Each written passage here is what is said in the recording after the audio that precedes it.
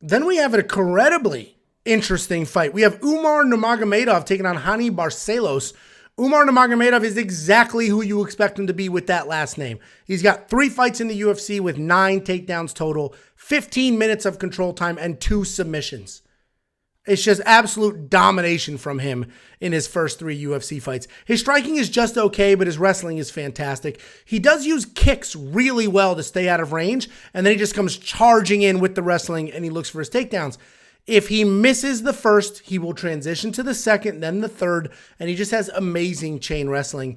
Raoni Barcelos is an incredibly well-rounded fighter and an absolute beast. Striking-wise, he's got great low kicks, solid volume, and a great pace. Wrestling-wise, he is a 5-time Brazilian national champion who averages around 2 takedowns per fight and has 93% takedown defense. Timur Valiev was 0 for 6 in takedown attempts against Raoni, and Raoni dropped him twice in that fight. Raoni Barcelos is the real deal, and he's coming off the destruction of Trevin Jones, where he had 2 10-8 rounds. This is a really tough fight to pick as well, because Raoni Barcelos is, without question, the better overall fighter. He is absolutely the better MMA fighter, but Umar is so good at one thing, and he can use that one thing to control this entire fight for 15 minutes. But Raoni's a national champion wrestler.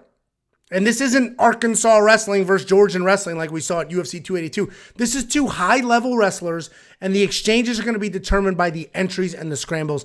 Even though Raoni is the better overall fighter, I do think Nurmagomedov's insane wrestling pressure and the non-stop takedown attempts are going to be the difference. I can see Raoni stuck on his back foot, defending the entire time, and this is going to be a grappler's delight.